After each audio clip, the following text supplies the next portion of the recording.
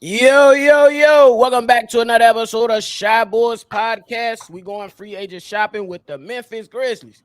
Stacy King said Dillion Brooks is the answer. We gonna see if y'all agree. But you know you gotta hear the music first.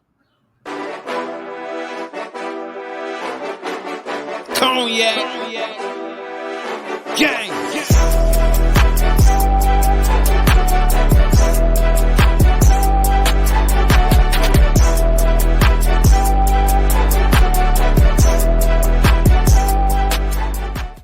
Shy Boys Podcast with the Cognac Boys. I'm Cognac Boy Bobby. I ain't got the glizzy today. And I'm with my dog.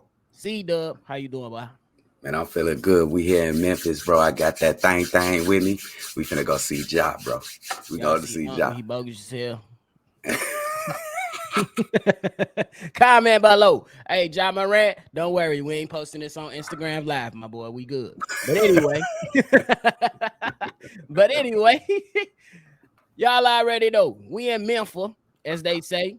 You know what I'm saying? Shout out my boy Young T, rapper down there. But hey, the Memphis Grizzlies, they only got two people that's gonna be free agents. They got Dillion Brooks, Xavier Tillman. I don't really know about Xavier Tillman. Yeah. So I'm going to just ask the question that Stacy King pretty much let everybody know. Was Stacy King right? The Bulls should look at Dillion Brooks. Great question, man. And I know the feeling in Bulls Nation. Like, y'all ain't rocking with Dillion Brooks, bro. And I understand it because most of y'all are LeBron fans. And once he touched that, everybody just, no, we don't want him. He's just a troublemaker. He doesn't participate in winning. But you're wrong. Ever since he's been in the NBA, well, the last 3 to 4 years, he's been a key cog with the Memphis Grizzlies. And you may think he's not just a defensive player, but he made the second all defensive second team this past year. He averaged double digits, 14 points, but that's coming with, he's like the third, fourth option. You got Ja Morant and you got JJJ. So he's the third option and he's averaging 14 or something like that. So that's pretty good. Fourth option. You forgot other buddy, Swole Neck. No Neck. I forgot. Can't think of his name right now. The shooting guard. Bang. Think of his name. Yeah, Bang. Desmond Bane. There we go. Desmond Bane. And before Desmond Bane came, he was averaging close to 20 points per game. Now, I know he ain't that good of a shooter. His shooting percentages is bad, but he's not going to cut you short on effort. He's gonna work his tail off on defense. And to answer your question, hell to the motherfucking yeah, I'll take Dillion Brooks on his team. You know what I'm saying? Y'all need to think of it. Don't look at the media and the news of what they trying to portray this guy. He just said something to one player that everybody loves in Covenant, and everybody switched and got against him. Not me. I'll take Dillion. I think so, but it's two sides of it. You know what I'm saying? Y'all already know, y'all always like to break two sides of it. The one side is that Stacy King, he had a fair point. He said his antics hasn't been as bad as Patrick Beverley. And you could probably argue and say Stacy King was right. You ain't never seen Dillion Brooks go over to his bench, grab a camera, and take it to the ref and be like, look, you missed the call. Dillion Brooks ain't never did that. Pat Bev, he's done that. Pat Bev was accused of hurting Russell Westbrook back in the day, a couple years ago. So I can agree with Stacy King on that. The antics hasn't been, that bad. But then when you look on the flip side, I look at it like this. If he can tone it down a little bit, I'm all for it. Or if you're going to talk smack, bro, at least show up to the press conference after the game when you lose. That's the only thing I asked for him. I think that the Chicago Bulls, they did lack that tough guy on the team. You know what I'm saying? Until Patrick Beverley came. And I think that's what they kind of needed. You know what I'm saying? You need that tough guy on the team. It doesn't necessarily have to be Dillion Brooks, but they are missing a tough guy, a veteran on a team to get guys riled up, to get guys ready to play and hold guys accountable. That's how I'm looking at it. So I don't think it's a terrible thing if he does become a Chicago Bull, because if we're going off the numbers, he had a down year, but the year before that, he was much, much better. Yeah. Yeah. And I agree with you. And that's fair what you just said, nephew. but I would not want to tell him to tone down anything. That's my thing. I want him to be him when he come to the Chicago Bulls. I want him to bring that dog, bring that irritation to this team. So, but I agree with you. If you're gonna talk, you got to show up. You can't be running. You know what I'm saying? If you're gonna talk, come to the post game and you show up and you speak like a man. You are right in that position. But I'll take Dillion Brooks. But you want to get to the other funny body dude? What's his name? Tillman. Funny body, boy. No, I Funny don't. body buddy. Well, we ain't have. I mean, look, Tillman real quick, and I think that's just gonna be real quick. No, Okay. just no. You know what I'm saying? Because I just don't see it. I think there are much more better options. I like what he did in the playoffs. You know what I'm saying? He had a few battles up against Anthony Davis and whatnot, but I just don't. Nah. Yeah, I'm with you on that. I'm gonna say no too, but he is a good player. He does know how to finish around the basket. He plays defense and he rebounds. He's a smaller traditional big man because he's smaller than your average. What do you want to call him? A power forward or a center? It's up to you. But I'm gonna say no, like you, nephew, on Tillman. So there are some other options that we always tend to look at. You know what I'm saying? We always tend to go back and look at the team as a whole and see if there's anybody that we could probably get away from these guys. Me personally, I'm looking at point guard Tyus Jones. Oh yeah. If the Chicago Bulls could inquire about him, I know that would come at the expense because he's averaging about 14 million a year. I think Alex Caruso gives you about 10 per year, unless you go and get something similar to Kobe White. But I don't know if that would entice the Memphis Grizzlies to go with a guy after Kobe White. So I don't know. But if we're looking at the rest of the team, I'll be interested in looking at Tyus Jones for a trade package. Oh, absolutely. And I don't know how they can make a trade and make that shit work, but I think he'll be a great fit, and especially for Zach LaVine and DeMar DeRozan. I feel like they was at their best when they had a top point guard in Lonzo Ball. I think everybody feels that way. Most people. Absolutely. So I think they'll flourish with this guy. Unselfish. He's there every game, and he don't turn the ball over. And he can shoot it. And he can get to the basket with his little floater.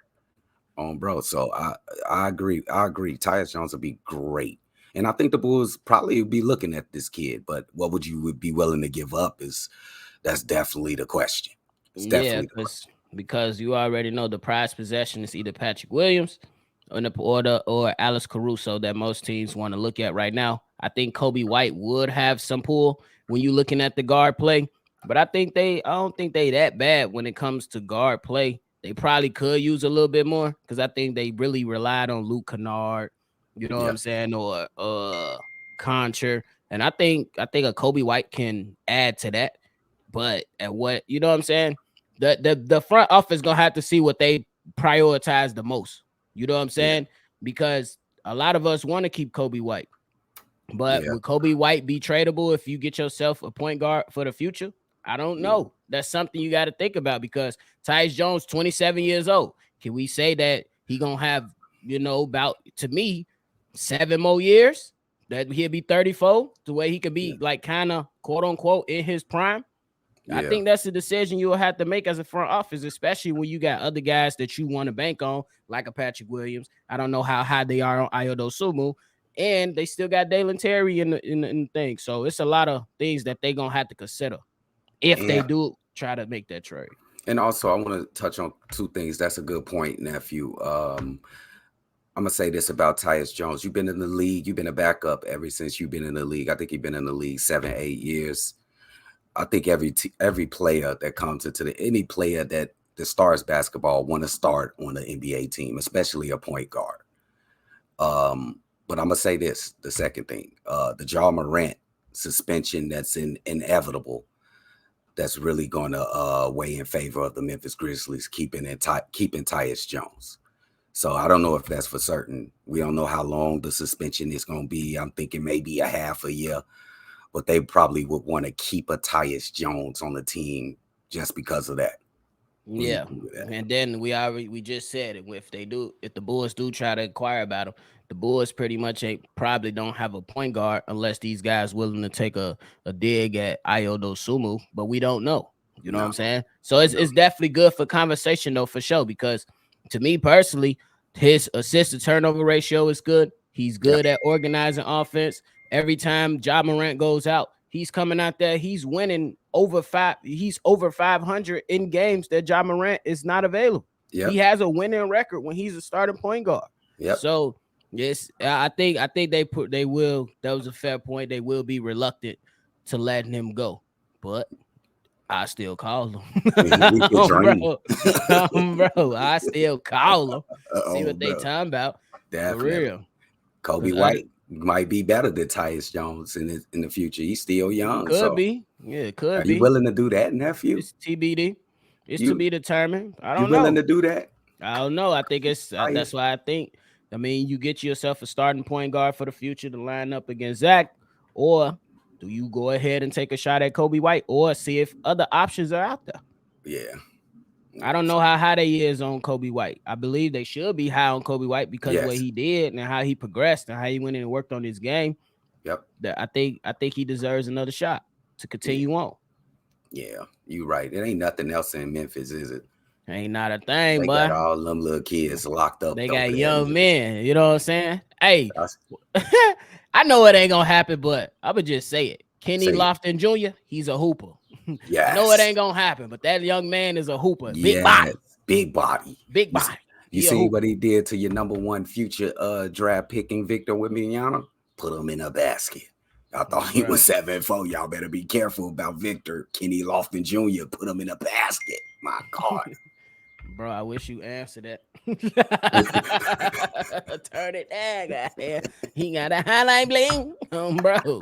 So that get on me one day. Hey, but any final thoughts, bro? Hey, man, Memphis has been very interesting, man. You got our destination for the next plane ride, or do we just hop on the bus? Well, we ain't hopping on no bus. I tell you that. For real. Hold on. I ain't hopping on no bus, though. It's busted out here, man. We got Memphis. We up in Memphis. Next stop, Miami Heat. We definitely got to fly out, bro. Ain't no hopping on the bus going to Miami, bro. Just fly out. That's why you got the damn tank top on. He both. Bro. It's hot and muggy in my apartment, bro. But that's it from us today, man. Make sure y'all subscribe here for all your latest Bulls content. If you want to be a part of any any mailbag episodes, send a voicemail in or text message at 773-242-9219. And of course, always see red. It's another episode of Shy Bulls Podcast. I'm Bobby with CDubb. We out. Hey, Vijay got that thing on me, boy. We could go take a ride, boy. Bro. No. Cognac. Gang.